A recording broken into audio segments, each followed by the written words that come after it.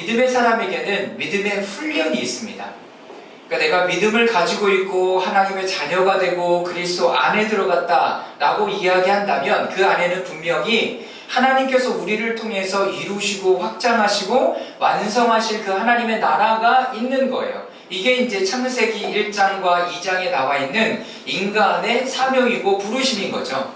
그리고 이 부르심을 확인하고 또 그 부르심을 완성해 나아가기 위해서는 계속 우리의 여정 안에서 믿음이 필요합니다.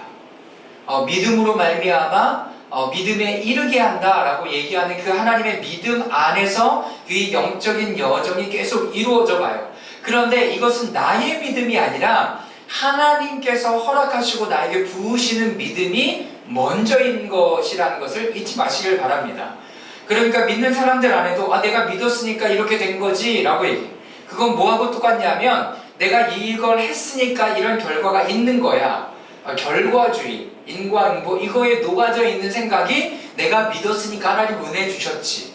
그럼 믿지 않으면 은혜를 안 주시는가? 아니죠. 여러분 내가 기도했으니까 하나님 응답하셨지. 여러분 기도 안 하면 하나님 응답 안 주십니까? 여러분들이 하나님 앞에 멀어지고 죄를 범하면 하나님의 자녀가 아닌 건가요? 아니에요. 여러분 믿음이라는 것은 내가 하나님을 신뢰하고 믿는다라는 것은 그 안에 더 많은 어떤 은혜, 페이버, 하나님께서 우리에게 편애하는 사랑, 여러분 그런 것들을 부어주시는 것을 더 구체적으로 깨닫게 되는 거예요. 그래서 믿음의 시작이 내가 아니라 하나님으로부터 시작된 그 믿음, 하나님으로부터 시작된 그 믿음, 그리고 나는 그 믿음으로 말미암아 또 하나님을 믿고 나아가는 거죠. 이것이 계속 선순환이 우리 가운데 일어나요. 그렇기 때문에 믿음의 사람, 특별히 아브라함에게, 다윗에게, 예레미야에게, 바울에게 더 많은 믿음의 사람에게는 각 사람의 믿음의 분량에 맞는 믿음의 시험, 테스트가 있었습니다. 특별히 우리가 지난주에 봤을 때는 아브라함의 믿음의 첫 번째 훈련은 그로 하여금 지적인 능력을 십자가에 못 박는 것을 목표로 하는 것이었습니다. 여러분 지적인 능력이 뭐예요? 내가 알고 있는 것으로부터 시작되는 것을 이야기하는 거예요. 내가 이거 알아. 하나님 이렇게 역사하시지. 내가 이렇게 했으니까 이렇게 해주실 거야. 여러분 그런데 하나님의 역사하심과 일하심은 날마다 새로워요. 날마다 새롭고 시즌마다 새롭고 해마다 새롭고 우리는 그렇게 가면 갈수록 더 깊은 하나님의 은혜를 경험하게 되는 거예요. 그러니까 그 당시의 관습과 그 당시의 어떤 율법과 그 당시의 어떤 부분들로 하나님을 알아가는 것이 아니라 하나님은 인격적인 관계 안에서 하나님을 더욱더 계속 알아가는 거예요. 아브라함이 그랬죠. 엘리에셀이 내 아들이 되겠습니까? 하나님 뭐라고 말씀하셨냐면 아니다. 내 몸에서 난 자가 내 상속자가 될 것이다. 여러분 그걸 믿고 받아들였어요. 그리고 아이를 가졌고 낳았어요. 그리고 하나님께서는 다음에 믿음의 테스트를 하시죠. 그 아들을 나에게 바쳐라. 그러니까 이 아이의 소유권이 자기에게 있지 않음을 하나님 또 알게 하시는 거예요. 나에게 허락하신 것이 내 것이 아니다라고 얘기하고 고백하고 올려드릴 수 있는 것. 하나님은 그 테스트를 하시는 거예요. 그런데 그 창세기에 아브라함이 이삭을 하나님 앞에 바칠 때 어떤 일들이 있었냐면 먼저 이스마엘을 떠나보내는 일들이 있었어요. 이스마엘을 육신의 자녀, 그러니까 그 당시에 관습 안에서 했던 그 일들을 다 떠나버리고 이제 하나님 앞에 독대하고 이제 아들이 하나밖에 없어. 하나님의 아들이 하나밖에 없는 그 아들을 달라고 하시는 거예요. 여러분 둘 중에 하나 선택하는 거 쉬울 수 있어요. 쉬울 수 있다고요. 둘 중에 하나. 이거 할래 이거 할래. 둘 중에 하나. 근데 하나 중에 선택하는 거는 어려운 거야. 그렇죠? 뭐가 있어야 돼? 포기가 있어야 돼. 포기가 있어야 그 하나를 결정할 수 있는 거예요. 그러니까 우리의 믿음의 씨름이 그런 거예요. 이거 할까요? 이거 할까요? 여지가 많으면 그래도 이거 안에서 선택하면 되지만 이거밖에 없을 때는 뭐 하나를 반드시 포기하고 이거를 선택할 때는 그만한 대가가 필요한 거예요. 여러분 그때 뭐가 이루어지는 거예요? 믿음이 등장하는 거예요. 그때 믿음이 등장하는 거예요. 이 길밖에 없어. 그때 믿음이 등장하는 거예요. 아브라함에게는 이런 씨름이 있었어요. 하나님 앞에 계속 이렇게 자신의 지적인 어떤 부분들을 내려놓는 거. 그제서야, 그리고 성경의 표현은 이제서야 내가 하나님을 경외하는 줄을 알겠다라고 얘기해요. 아브라함을 처음 불렀을 때, 그리고 자녀를 낳았을 때, 그리고 자녀가 어느 정도 자라서 또 이제 하나님께서는 요구하시죠. 그 아들을 나에게 바쳐라. 그제서야 하나님께서 네가 나를 경외하는지 이제 알겠다라고 말씀하시는 거예요. 믿었다고 여전히 끝나는 게 아니에요. 그 씨름이 어떻게 계속된다는 거죠. 계속된다. 여러분 이것을 잊지 마세요. 이만하면 됐지가 아니라 우리의 여러분 골은 어디예요? 우리의 마지막은 어디예요? 하나님의 성품에 참여하는 것까지예요. 신의 성품에 참여하는 데까지. 그 주님과 더 친밀한 교제를 나누는 것까지 여러분 자라가는 거예요. 여러분 우리 모두가 그렇게 나아갈 수 있기를 주님의 이름으로 축원합니다. 여러분 우리의 골이 믿고 나 구원 받았어. 나 교회 다닌다니까. 여러분 여기에 머물지 마세요. 나 교회 다닌다니까. 나 이제 괜찮은 것 같아. 거기에 머물지 마시라고요. 더 하나님을 알아가는 것으로 나아갈 수 있기를 바랍니다. 두 번째, 다윗은 하나님을 신뢰하는데 어느 때까지 신뢰했냐면 하나님의 고유한 때를 알기까지 신뢰했어요. 다윗이 하나님 앞에 왕으로 기름 부음 받은 그 때는 어렸을 때였어요. 어렸을 때였는데 장성할 때, 그리고 골리앗과 마주했을 때, 그리고 성전에서 또 왕의 신하로 왕궁에 있을 때, 또 500여 형제들과 함께 광야에 있을 때, 이 모든 시간들을 다 어떻게 기다렸다는 거예요. 기다렸다는 것을 잊지 마십시오. 하나님의 기름 부으심은 또한 한두 번으로 끝나지 않아요. 우리는 매번 어떻게 해요? 하나님의 기름 부으심을 받아야 돼요.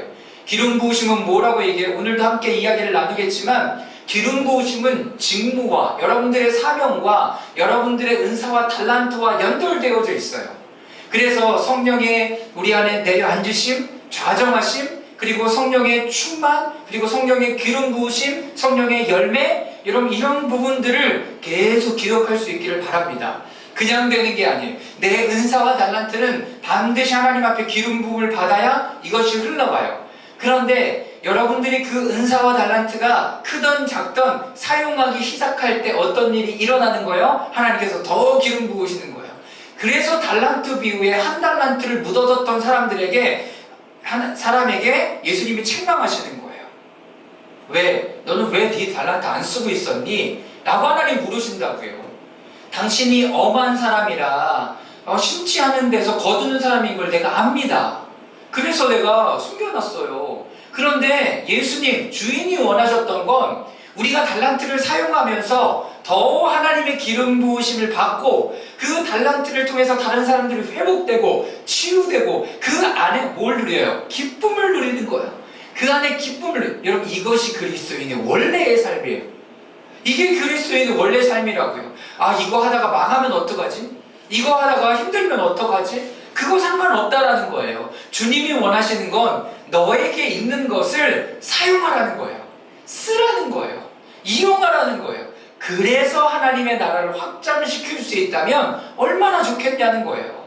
그래서 그 마태, 마가, 누가, 요한 여기에 보면 불의한 재물로 친구를 삼으라 이 말씀도 있어요. 내가 가진 것들이 불의한 재물이었어요. 그런데 이 재물을 가지고 대신 내가 다른 사람에게 너 용서해줄게, 너 치유해줄게, 너 탕감해줄게. 그리고 불의한 재물을 가지고 친구를 사귀었어요. 뭐가 남는 거예요? 그러면 여러분 이 친구가 남는 거라는 거예요. 친구가 남는 거라는 거예요.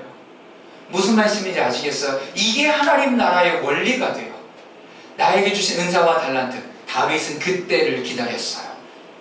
근데 그때를 기다리는 게 나이가 차기를 기다린 게 아니라 하나님께서 골리앗과 마주할 때, 그래서 왕궁에서 사울과 함께 거주할 때, 요나단을 만났을 때, 광야에서 주님과 함께 따라다닐 때, 그리고 500여 형제들과 함께 있을 때, 이때도 다 기름 부으심의 은혜들을 사용하고 있었던 거예요. 그러니까 지금 내 때가 아닙니다라고 멈춰있는 것이 아니죠. 예수님도 마찬가지잖아요. 가나안 기적을 일으키셨을 때, 물을 포도주로 만드는 기적을 일으키셨을 때도 예수님의 어머니가 찾아와서 얘기해요. 포도주가 떨어졌단다. 근데 예수님 왜 나한테 그 얘기하냐고. 내 때가 아직 이르지 않았습니다 라고 얘기해. 그럼에도 불구하고 어떻게 하세요? 그 일을 하세요. 그 일을 하신다고요. 여기서 우리는 하나님께서 우리에게 주신 때, 그 때를 기다리기도 하는 훈련을 하지만 우리의 안사와 달란트를 하나님이 기뻐하시는 기회로 계속 사용할 필요가 있어요. 그것을 지금 어디에 사용하고 있습니까? 어디에 쓰고 있습니까? 어디에 흘려보내고 있습니까? 그 일들을 끊임없이 할 수 있어야 합니다. 예레미야, 어려움을 감당할 수 있는 믿음의 훈련입니다. 어려움을 감당할 수 있는 훈련. 그 어려운 때에 하나님의 말씀을 선포하는 것. 이것이 정말 하나님의 말씀입니다. 라고 선포할 수 있는 그 힘. 바울은 부르심에 합당하게 살아가는 훈련과 삶이 있었습니다. 하나님께서 다메섹 도장에서 그를 만나 주셨을 때 이는 이방인에게 내가 복음을 전하려고 택한 나의 그릇이다. 또 뭐도 있었어요. 이 사람이 많은 고난을 겪을 것이다. 알고 있었어. 이거 알고 출발하자. 고난이 있겠구나. 빌립보서에 가면 기쁨의 서신이지만 거기에는 고난도 받아야 할지니라 라고 기록하고 있어요. 여러분, 고난이 있어요. 고난이 있는 거라고요. 내가 그리스도의 말씀, 그 주님을 따라가는 데 있어서의 고난이 있는 거예요. 고난이 오면 당연하게 받아들이세요. 당연한 일이 일어났구나. 왜 나에게 고난이 일어나지? 나 예수님 믿는 사람인데 왜 아프지? 여러분, 그게 아니라 고난이 있는 거예요. 근데 고난은 나를 어떻게 해요? 정결케 만들어요.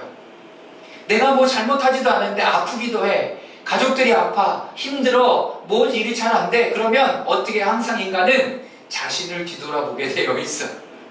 자신을 뒤돌아보게 되어 있어요. 그러면서 하나님, 내가 하나님 앞에 기도합니다. 우리가 다음 주나 다다음 주부터 또 새로운 시즌을 시작할 거예요. 2025에서 26년에 새로운 시즌을 또 시작할 겁니다. 여러분, 그런데 그 안에서 우리가 또 새로운 시즌을 맞이하고 또 성육신의 시즌, 그리고 사순절의 시즌을 맞이하면서 금식과 기도할 때 또 우리 안에서 하나님 앞에 세워져야 될 것, 금식과 기도를 통해서 끊고 또 세워져야 될 것들, 하나님 앞에 나아가야 될 것들이 올해 끝나고 내년에를 시작하는 그때는 어떤 것이 있을까? 또 기대하면서 나아가게 되는 거죠. 여러분, 하나님 앞에 그 부르심에 합당하게 살아가는 훈련과 삶이 있어요. 각자의 은사와 달란트와 부르심의 은혜의 분량에 따라 자라나갈 수 있도록 하나님은 인도하신다라는 것을 잊지 마시길 바랍니다.